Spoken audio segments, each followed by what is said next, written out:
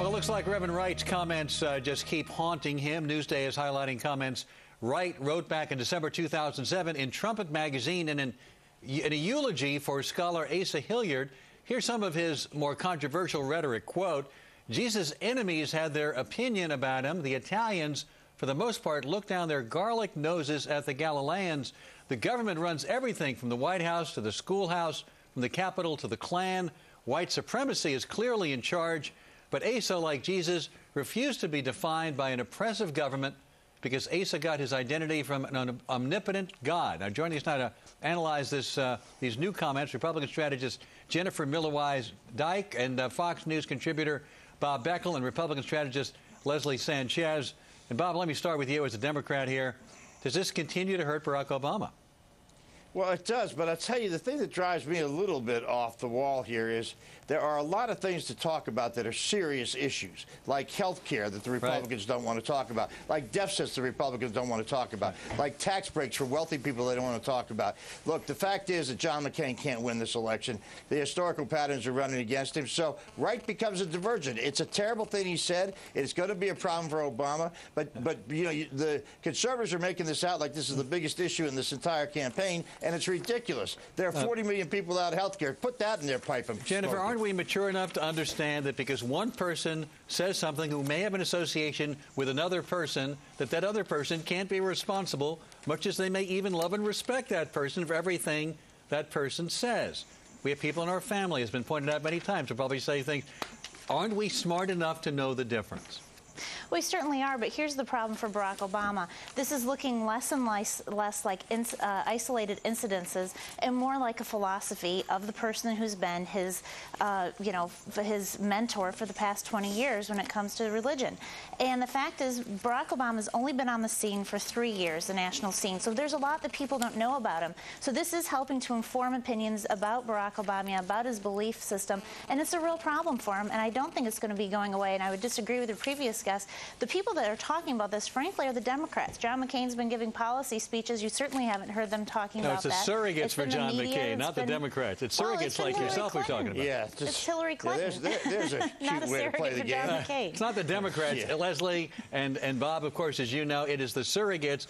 John McCain stays above the fray. He doesn't want any part of this. He's wise to say that. And then, you know, the pundits come on and tear Barack Obama apart because they don't like something that someone he's associated with says. And it seems like the voters aren't buying it because the election, at least among Democrats, is still neck and neck.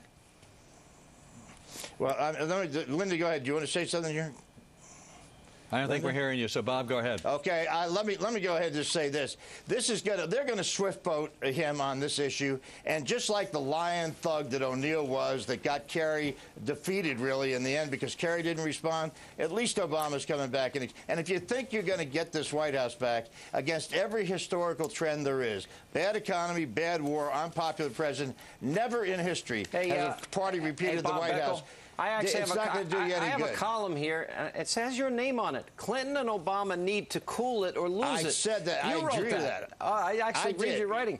Look, I don't care what you say about this, and I know you're very emotional about it, Bob, and I really don't want to. I'm not that emotional. Hang on a second. You're very emotional about this, I'm not, like you Sean, are. please. I've known you for a long time. This is really bothering you, this issue. Can you hear me? I think I have a potential solution here, because the issue, when you look at Scott Rasmussen's poll, 56% of the American people surveyed are less likely to vote for Barack Obama as a result of the Jeremiah Wright controversy, because it was his pastor, mentor, spiritual advisor for 20 years. I have a solution. How about Barack Obama's campaign provide the dates for the last 5 years when he was at the church, and we'll put the sermons next to the dates that he was there, and let's find out what he really heard. Would it be so bad to have that scrutiny, and then we could put it behind us and let the American people know what he really heard versus what he says he heard or didn't hear?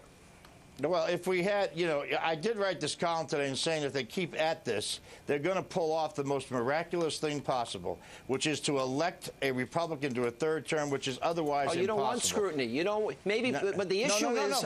No, I think scrutiny is legitimate, and if you find something, and by the way, I'm not as emotional about it as I was last week. You are pretty out of control. I am not. Yes, you are. You've been out of your mind for the last week. Now, you had your crying towel out last night. Now, stop. Let's just talk about this like two civilized people, okay? The fact of the matter is, it is an issue. The polls right now don't matter at all. There's hope for you. All right, let me bring Leslie back in. Leslie, look, I will tell you this. These new comments, the bottom line is credibility. And I don't have anything personal against Barack Obama. I don't believe him. I think the idea that he was there in this church for 20 years, and a lot of this is a surprise to him, is not credible. And I think that's the biggest problem. He's got to overcome it, I think, if he's going to be a viable national candidate, don't you? Sean, you're exactly right. It's not just credibility, it's judgment. It's one thing to say that we all know the cat's out of the bag, that Reverend Wright says incendiary comments. He's attacked pretty much everybody except Latinos. I didn't hear Latinos in that last group. But realistically, it's very difficult for Barack Obama to tap dance around that and say, well, I didn't really agree with that part, and maybe I agreed with this part. There's just too much out there. And the bigger issue is this somebody who's going to continue to be a spiritual advisor? Somebody, if there were in a Barack White House, is he the Billy Graham? I think there's a very simple solution. Did McCain show judgment when he went with McCain? Bob Beckel, he sat there 20 years. Let's get the dates he was there. Let's compare it to the sermons and let the American people know what he heard, and then they can decide. And I think then we move on to the issues tied up with Keating. that you want to talk about, like the Iraq when he War. tied up with Keating? All right, we'll take a break. Did he show judgment when he tied up with Keating? We'll come back. We'll have more with our panel. We'll see if we can make Bob